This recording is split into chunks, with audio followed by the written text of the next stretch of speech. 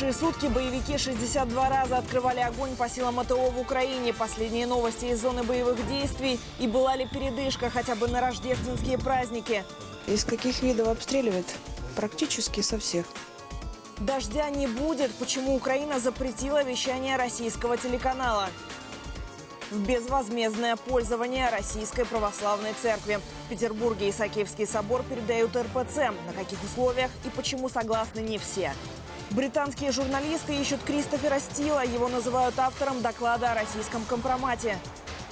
Не был взорван. В России публикуют результаты расследования крушения Ту-154. Красиво, но опасно. Во французских Альпах проходят гонки на собачьих упряжках. Все главные события дня – это «Настоящее время Прага». Я Кристина Суворина. Здравствуйте. Украина запретила вещание российского телеканала «Дождь» за нарушение украинского законодательства. Поводом для запрета стала трансляция российской рекламы и карта России, включающая в себя аннексированный Крым. Официально запрет будет опубликован 16 января, и с этого момента у операторов будет месяц, чтобы исключить «Дождь» из сетей. Руководство телеканала сообщает, что «Дождь» транслировался на территории Украины без рекламы и не получал от украинских регуляторов претензий по этому поводу. Что касается аннексированного полуострова, при изображении карты России телеканал руководствовался законодательством Российской Федерации. В соответствии со статьей 65 Конституции Российской Федерации, Республика Крым является субъектом Российской Федерации. О том, почему украинский регулятор принял такое решение, мы спросили у члена Надсовета Сергея Костинского. Согласно украинским законам, подвергать территориальную целостность Украины запрещено. Это есть нарушение. И наши мониторинги показывали, что как раз телеканал «Дождь» транслировал сюжеты, в которых в той или иной степени как раз подвергалась сомнению территориальная целостность. Это касается прежде всего вопроса по Крыму. И один из таких вот простых примеров – это карты Российской Федерации, на которых Крым был обозначен как российская территория. Это недопустимо, и на основании таких нарушений мы очень быстро принимали решение об ограничении такого телеканала. Но относительно Российской Федерации мы не делали это сразу. То есть, я говорю, был целый год, поскольку мы думали, может быть, это ошибка, может быть, это недочет, может быть, редактора что-то не поняли. Отключение «Дождя» прокомментировали и в Министерстве иностранных дел России. Надеюсь, что до такой цензуры киевские власти еще не докатились. Но если эта информация соответствует действительности, мы обязательно информируем ОБСЕ. Ранее в Украине было запрещено или ограничено вещание более 60 российских телеканалов. Из них 14, в том числе Первый канал, НТВ, Россия-1, РБК, были запрещены, цитата, в целях контроля за соблюдением законодательства в сфере временного запрета на вещание российских телеканалов, ведущих пропаганду войны и насилия в Украине. За минувшие сутки боевики 62 раза открывали огонь по силам АТО. 4 украинских военных были ранены, 1 травмирован, еще 1 боец погиб. Об этом говорится в отчете штаба АТО. Новогодние праздники для украинских военных также прошли под канонады артиллерии. В первые дни Нового года украинская армия продолжала нести очередные потери на востоке страны. Подробнее Ольга Калиниченко. О 18:15 открывали обстрел, закрываем 18:20 и открываем 2 новых обстрела. Пока весь мир возвращается к работе после новогодних праздников, на фронте продолжается война. Василий принимает с разных постов информацию об обстрелах. Сегодня противник вновь открыл огонь из тяжелого вооружения. Как и сегодня, Василий был на посту и в новогоднюю ночь. Были обстрелы, провокационные. Несмотря на напряженную обстановку, новогодние праздники бойцы отмечали, как и полагается, с елкой, подарками и сладостями. Правда, особо разгуляться не вышло. За крайние 2 недели, буквально с самой новогодней ночи, было очень весело и шумно. Сказать, из каких видов обстреливают? Практически со всех, начиная с АК, ПК и заканчивая ствольной артиллерией 122, 152 миллиметра. То есть используется все. Работают и танки, и БМП. Бьют сепаратисты прицельно, говорят бойцы, в зависимости от поставленной задачи, когда прямо по позициям, когда рядом, чтобы напомнить о себе. Такая ситуация по всей линии фронта. Все время. Просто на одной позиции тихо, на другую прилетает, потом на нашей тихо. Надеемся, что в новом году что-то поменяется. Хоть и желали в новогоднюю ночь бойцы друг другу мира, особо на него не надеются. На перспективу провести еще один год в окопах смотрят по-особенному. По-любому изменится ситуация, изменится на краще. В любом случае ситуация изменится в лучшую сторону. Значит, так необходимо было. Значит, нам нужен был этот опыт, который мы тут получим. Он будет ценным для нас, и дай бог не пригодится он нам. Но мы будем знать, что мы умеем. Значимых изменений в боевой обстановке на линии фронта нет, говорят в штабе АТО. Обстрелы из тяжелой артиллерии ведутся по всем направлениям. Особо рьяно противник обстреливает Мариупольское направление. Единственное, чего они хотят, это чтобы не наступил мир. Все их действия показывают то, что они не хотят мира, и чтобы мирные покинули территорию. Вот они ведут и огонь из артиллерии 152, 122, прекрасно зная, что мы не можем ответить. В новогоднюю ночь в результате обстрела погибли 3 украинских военных. В целом, по официальной версии, за прошедший год в результате обстрелов погибли 211 бойцов. За все время войны, по данным президента Украины, погибли более 2000 украинских военных. Ольга Калинченко, Илья Никонов. Настоящее время. Донецкая область.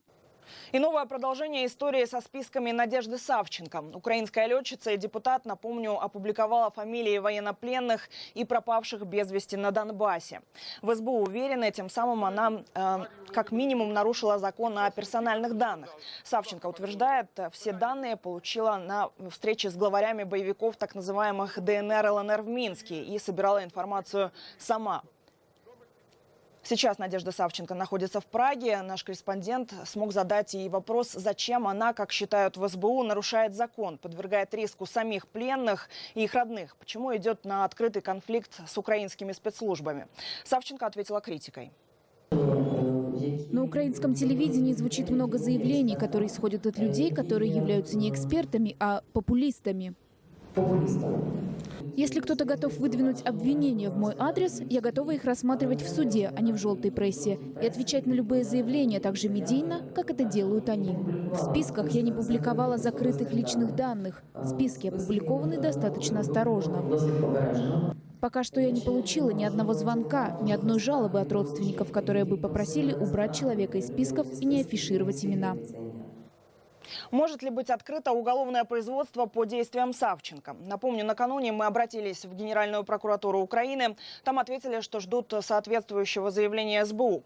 В службе безопасности сказали, что сейчас анализируют, есть ли в действиях Савченко состав преступления, и отметили, что отслеживают ее контакты как человека, у которого есть доступ к государственной тайне.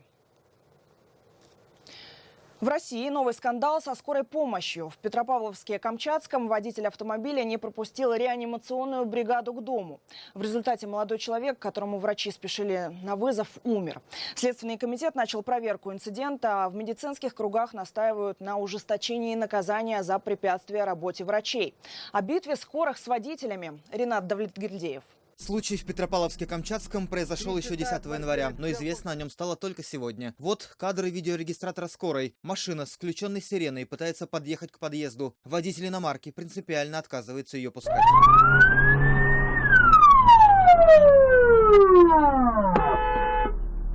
Когда скорая все-таки приехала на вызов, врачам оставалось лишь констатировать смерть молодого человека. Ему был 21 год. Как рассказала бригада реанимобиля, у дома они были уже через 3 минуты после вызова, но еще 10 минут потеряли, пока пытались уговорить женщину за рулем машины их пропустить. Уступи дорогу быстро! В какой-то момент, по словам врачей, мужчина, пассажир автомобиля, перегородившего скорый путь, даже вышел из машины и принялся прыгать на капот скорой. Утихомирить его удалось лишь при помощи прохожих. Нас почему-то не пропускают ни на дороге, если едем, даже с сиреной, с мигалками. То есть мы везем срочно тяжелого больного в стационар.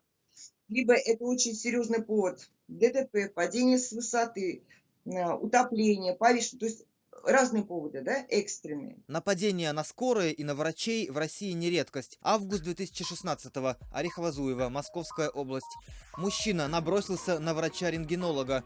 Он привез свою сестру на обследование в городскую больницу, но в результате напал на медика, обвинив его в затягивании приема. Июнь 2016-го, Иркутск. Из-за дорожного конфликта двое молодых людей избили врача и санитара скорой помощи. Один из подсудимых получил условный срок, второй – 6 лет лишения свободы. Август 2014-го, Геленджик. Самый громкий случай нападения на врачей. Владелец Роллс-Ройса с московскими номерами Жамарт Каменов избил шофера и фельдшера скорой, приехавший на вызов к больному ребенку, за то, что те плохо припарковались. Каменова приговорили затем к 1 году лишения свободы условно. Еще в прошлом году Министерство здравоохранения разработало законопроект, который ужесточает наказание за такие случаи. Сейчас документ, он на ваших экранах, на согласовании в правительстве. За посягательство на жизнь врача, по нему можно лишиться свободы на срок от 12 до 20 лет или вплоть до пожизненного заключения. За насилие, не опасное для жизни и здоровья медработника, получить штраф до 200 тысяч рублей. За опасное грозит лишение свободы на срок до 10 лет. Теперь в Петербург. Кто в Исаакиевском соборе хозяин? Русская православная церковь сегодня сделала официальное заявление для прессы. Патриарх Кирилл обратился с просьбой передать собор верующим. И губернатор Георгий Полтавченко дал свое согласие. Власти Петербурга уже начали процесс передачи Московскому патриархату РПЦ Главного собора некогда Российской империи. На каких условиях? Детали в сюжете Юрия Баранюка. Условия, на которых РПЦ получит Исаакиевский собор, можно назвать особенно выгодными для новых хозяев. Московский патриархат будет безвозмездно пользоваться зданием, но собственником останется Санкт-Петербург. Исаакиевский собор является имуществом казны Санкт-Петербурга, является государственной собственностью, и Санкт-Петербург осуществляет все права и несет всю ответственность как собственник данного объекта. Эта формула подразумевает, что именно петербуржцы будут платить за реставрацию здания с полуторавековой историей. Ежегодно эта статья обходилась музею в сотни миллионов рублей. Деньги традиционно выделяла дирекция музея из собственной прибыли, порядка 800 миллионов. Сохранение объекта культурного наследия из списка ЮНЕСКО не было проблемой налогоплательщиков, благодаря эффективному управлению собором. Наоборот, Исаакий даже пополнял городскую казну и давал работу людям. Одних только экскурсоводов там 200 человек.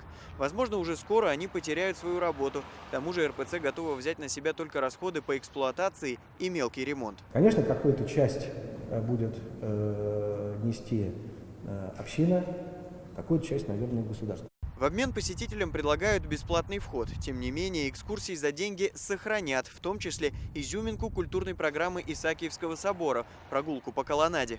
Наверное, будет создана экскурсионная дорога.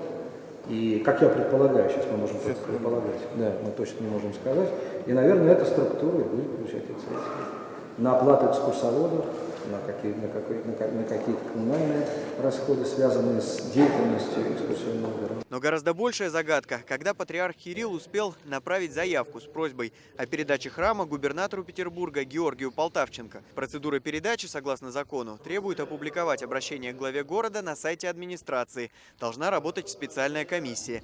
Вице-губернатор Михаил Мокрицов сегодня уверял, что закон не нарушен, но точно сказать, когда в Смольном получили обращение патриарха, не смог. Вспомнил только, что это было еще в прошлом году, без точной даты. Другая интересная деталь, о которой сегодня не упомянули в исторической справке для журналистов, о том, что храм по проекту Агюста Монферрана в 19 веке строили не на деньги церкви. Это с самого первого дня государственная собственность.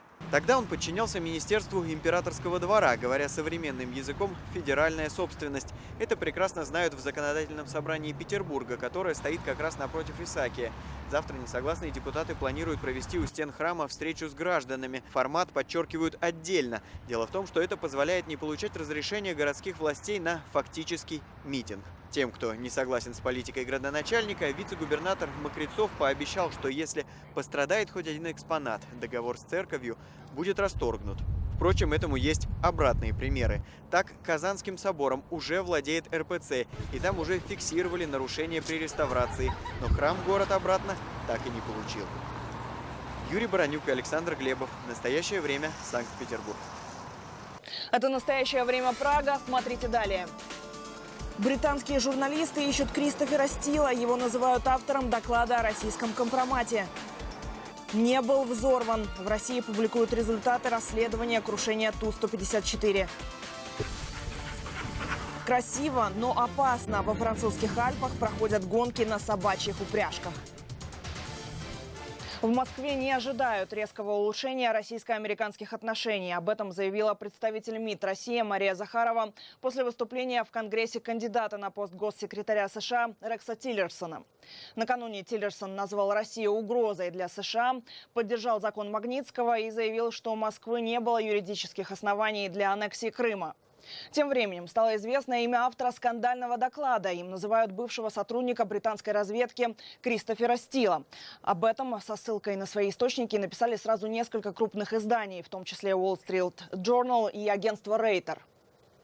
Британские журналисты сегодня дежурят у лондонского офиса консалтинговой компании Orbis Business Intelligence. Ее основателя, бывшего агента британской разведки Кристофера Стила, называют автором доклада о российском компромате на избранного президента США Дональда Трампа. Стил и его компаньон Кристофер Барроуз основали эту фирму в 2009-м. До этого Стил работал в Ми-6. В 90-х он несколько лет провел в Москве под дипломатическим прикрытием. Затем его перевели в Париж и позже в Foreign Office в Лондоне. Когда он окончательно ушел из разведки, неясно. Впрочем, даже оставив шпионскую карьеру, Стил продолжал работать со спецслужбами, но уже с американскими. Он был одним из информаторов ФБР в деле о коррупции в ФИФА. Тогда его сведения оказались верны. Для работы над досье Дональда Трампа Стила изначально привлекла компания Fusion GP. Это базирующийся в Вашингтоне центр политических исследований. Заказчиком якобы был неназванный республиканец, хотевший помешать Трампу выиграть номинацию от партии. По данным BBC, это был Джеб Буш, один из 16 соперников Трампа во время американских праймериз. Эта информация пока не подтверждена. Стил прекратил общение с ФБР лишь в октябре, за месяц до американских выборов. Причиной якобы стало недовольство бездействием ведомства. Он опасался, что его данные не воспринимают всерьез. Впрочем, согласно источникам Рейтер, это было не так. На основе сведений Стила ФБР начало предварительное расследование связи Трампа и его окружения с Россией. Но за несколько недель до выборов свернуло расследование для того, чтобы не повлиять на исход голосования. Тем временем досье Стила просочилось в прессу. Среди журналистов оно гуляло несколько месяцев. Об этом сейчас заявляют одно за другим многие крупные издания. Однако публиковать его никто не решался. Подтвердить данные Стила репортерам представлялось почти невозможным. Разрешил сомнения журналистов сайт BuzzFeed. Директор национальной разведки США Джеймс Клэппер в среду вечером заявил, что спецслужбы не причастны к утечке информации о досье в СМИ. Трамп истолковал это по-своему, написав в Твиттере, что Клэппер якобы назвал досье фальшивкой. Сам Трамп считает информацию о досье, цитата, «охотой на ведьм». Кремль также отрицает сбор компромата на избранного президента США.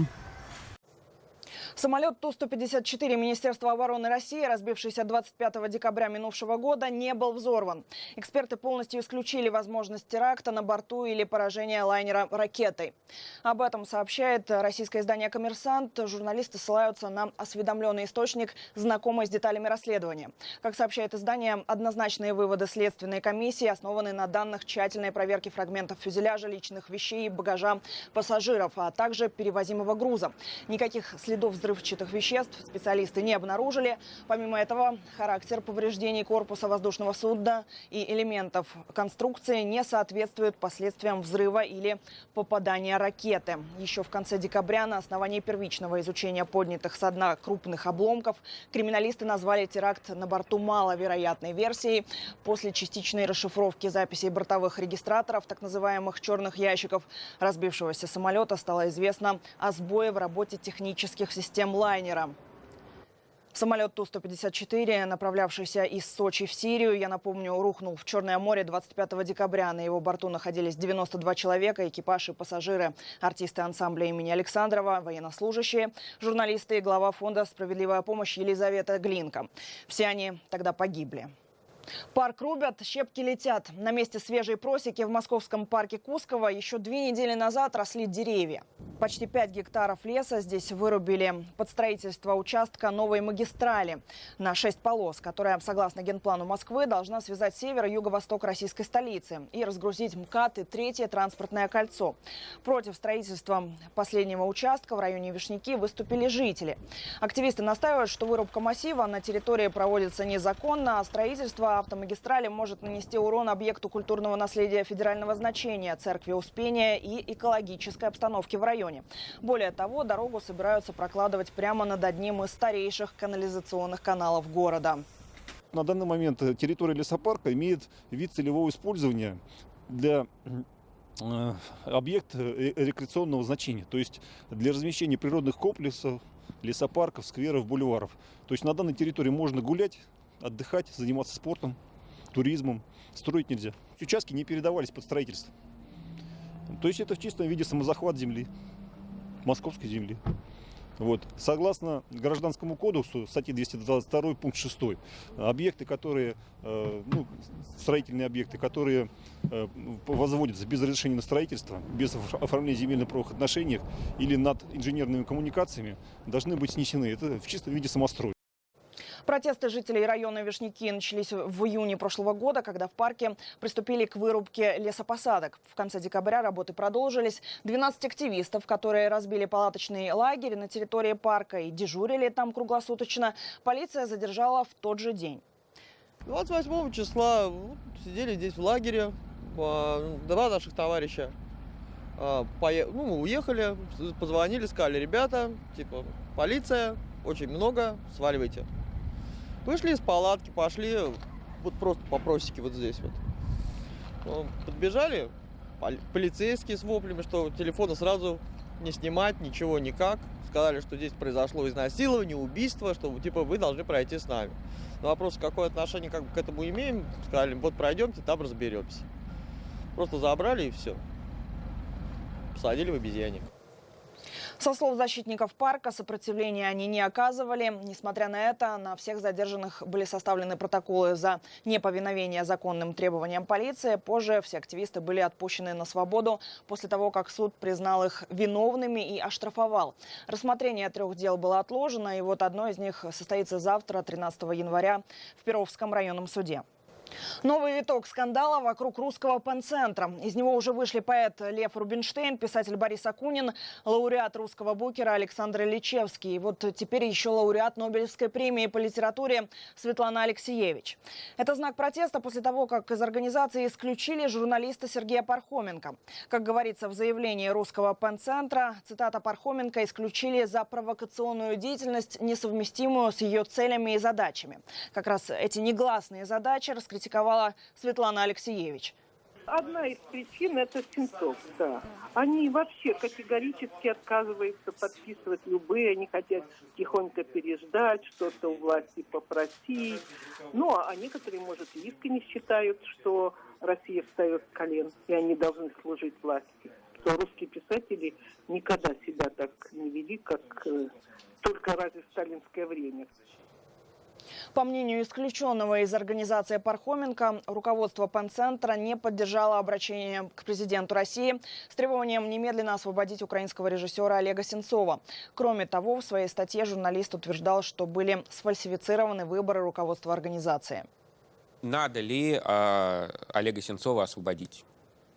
Вы знаете, я все это изложено, потерял бумагу. Значит, мы просим о смягчении обстоятельств. Нет, если бы вы могли решать его судьбу, вы бы его отпустили или нет? Давайте по-другому. Если бы я решал его судьбу, я бы его отпустил и поджопника бы ему дал бы еще бы так. И сказал: не балуйся больше. Во французских Альпах проходит гонка на собачьих упряжках. Лучшие погонщики запрягли самых стойких собак для соревнования в международной гонке «Большая Одиссея».